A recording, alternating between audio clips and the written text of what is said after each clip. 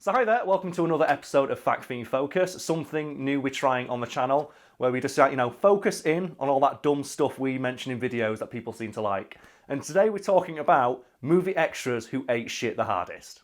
So for you, Brad, and the people at home who may be scratching their heads, the topic of today's discussion is movie extras who ate shit especially hard. So to explain what that means, I'll use an example, and that is the one of the guy in Captain America, the Winter Soldier, who Captain America kicks with his super soldier feet off the side of the boat. So we've mentioned that in a video before, but we never discussed the mechanics of what happens to that guy's bones. Because in the Captain America movies, it's established Captain America is like the literal perfect human being. And in the first movie, when he's Captain America for 5 minutes, and he jumps over like a 10-foot high fence. Just like think about how hard Captain America can kick. And you see him run for like a mile along that boat, and he kicks that guy right in the fucking chest. And it's not just the kick, remember as well, then he hits the bow of the boat as well and flies off. So he gets hit here, probably cracking like, all of his ribs. I'm going to say, consider estimate, all ribs. All of his ribs are gone. And probably is what I'm going to guess that his bladder explodes. So he pisses himself as well, because fuck you. And then his back, the small of his back, smashes into that steel side on that boat, and he falls overboard at night into freezing cold water, never to be found again, because he's wearing all black. And I guess that guy is dead. Captain America killed that man. Well, he probably would have gone into shock, because that impact on the back of that, not to mention the kick itself would have destroyed, but that impact, that's half his vertebrae gone. Yeah, that man is paralysed. Yeah, so he can't, it's not like he can swim. He can't tread water, can he, very well? And then hitting ice cold water at like 30 miles an hour. Because that boat's big enough for that guy to reach terminal velocity. It's Captain America got him already halfway there with that fucking kick. And the bit that always gets me though is that the guy turns around. So he has that split second to realise what's going to happen when he just sees the personification of America just bum rushing him. like he's an 80s hair metal star on stage getting rushed by the crowd. He just gets hit and he flies off. And as Captain America, he's just doing the real life version of the charging star from Marvel vs. Capcom. Well, I think nearly everyone on that boat gets the same treatment. But no, it's because that guy, they all get hit, but that guy goes overboard. And that's what gets me, because it's at night, and no one's looking for him, because there's no way they'll be looking over to try and find out where he goes, and the boat's moving as it happens. Isn't there also a guy his shield bashes over the edge as well? I think there might be, but it's because that guy gets kicked, and he runs for so long. So in the same vein, Brad, can you name another extra you think eats shit as hard as that guy? Well, I was recently rewatching the first Transformers. Yes. For the Bumblebee video. Yes. And I noticed, right, there was a bit where Megatron was lying on the ground. Yes. And there was a guy next to him that looked suspiciously CGI. And I was like... Always a good sign of Transformers movie. I was like, that's a bit strange. And then Megatron, he says something like, disgusting, or something, and backhands this guy. Oh, that's bad. And he goes flying across the street into a car. So the thing is, I think Megatron's 30 foot tall, and his hand, I'm going to guess, from memory, is about the size of that guy. That's like getting hit by a car door, being flung towards you in it. It's oh God. That's all of his organs. As well, what did that guy do? It's that guy's just stood there. Isn't that where he escapes from the research base? No, it's when they're in the city at the end. So he's just a bystander then. It's not even like he was doing experiments on Megatron. No, what happened was he was just walking down the street, and then suddenly 2 gigantic robots fall out of the sky and land on either side of him, and he's like, thank God I'm alive. Yeah, what a great story I can tell my wife and my 3 kids at home waiting for me. I'm going to guess as well, because you know what? I bet it was that guy's birthday. Just to make it a little bit hard. From now on, everyone we mention, it was their birthday. It was their birthday. That guy in the Captain America boat, he just blown his candles out, and then he's got to go back and chewy. Don't worry, guys. Yeah, but all the other soldiers were like, don't worry, we bought you a cake. Another one that always cracks me up is the guy in Rambo First Blood who gets impaled on Rambo's spike trap. Do you remember this at all? Vaguely. Yeah, during the forest hunt scene, you see Rambo set up all his traps, don't you? And I think one guy gets the back of his hamstring cut, and I think it's David Caruso. Oh, is it Horatio Caine? Yeah, Horatio Caine gets the back of his hamstring cut, and you think, that's pretty bad. And then another guy, Rambo pounces on him and punches the back of his shoulder and dislocates, and that's pretty bad. But then, there's this random guy who's I don't think he has any lines of dialogue beyond screams of pain. He just gets hit by this series of sharpened sticks attached to a bigger stick that Rambo had set up in the forest somewhere. And what gets me is if you look and you focus in, they hit him in the dick. And that alone, that's perfect. But what gets me is like Rambo set that trap up, which means Rambo set it up to hit people in the dick. Rambo was there getting a perfect dick level. They show you him carving the sticks. They show him like that's premeditated there. He sits there specifically planning out the exact route he's going to take through that forest of how to, like, lure the policemen in who are hunting him, how to, like, incapacitate him the best way. And he just thought, like, okay, one guy, I'm going to, cut his hamstring so he can't chase me. Another guy, I'm going to dislocate his arm. And then a third random guy, I'm just going to, obliterate his penis. It's like, I'm just going to destroy his mushroom and leave him just like... So, the thing is, as well, like, I'm imagining them all sat in the hospital after the fact, because none of them actually die. They also get really injured. Like, Horatio Kane sat there, his hamstring cut, because he's doing his, like, physiotherapy on crutches.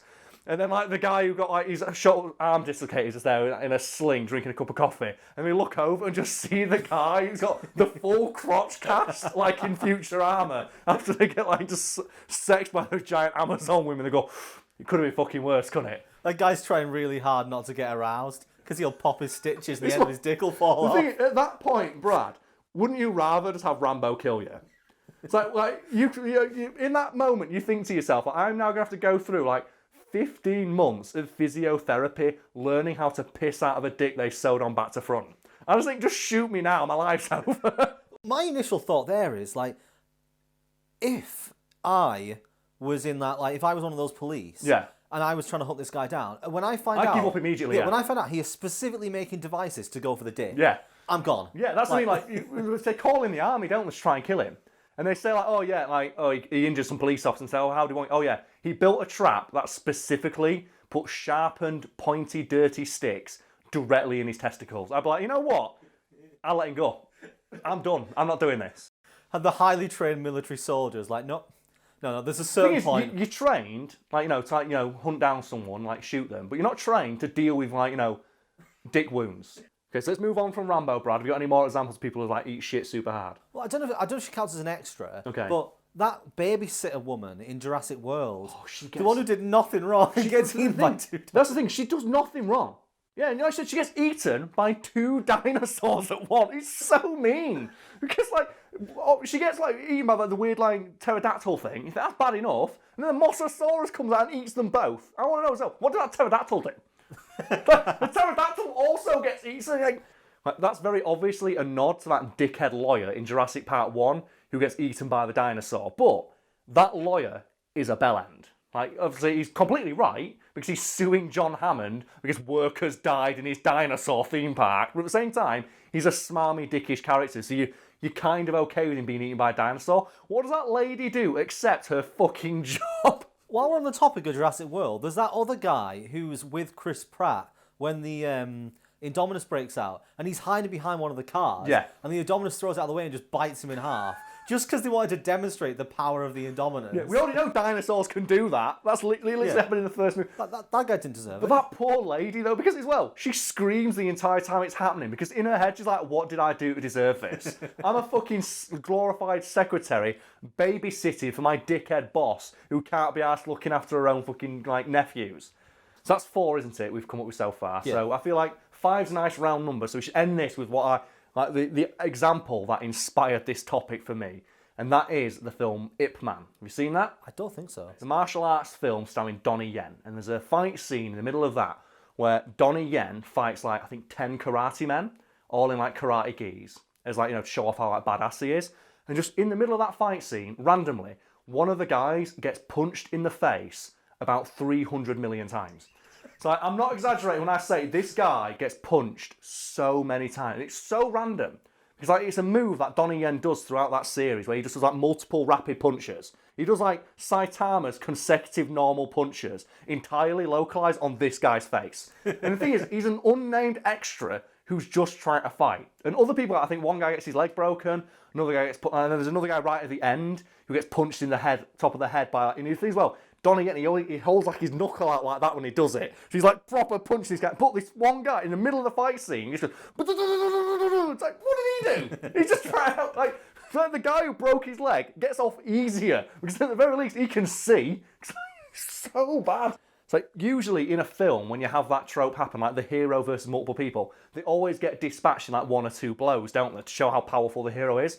which is why I find it so hilarious that just this one guy in this entire fight scene, just like, you decide, know what, you get punched, your world becomes punch. Just like all you're going to be able to see for the next 30 seconds is just punches to the face. For the rest of your life, the imprints of my fists on your eyeballs. I think what he's actually doing, he's actually putting in, like, in Braille, just on his face, fuck you.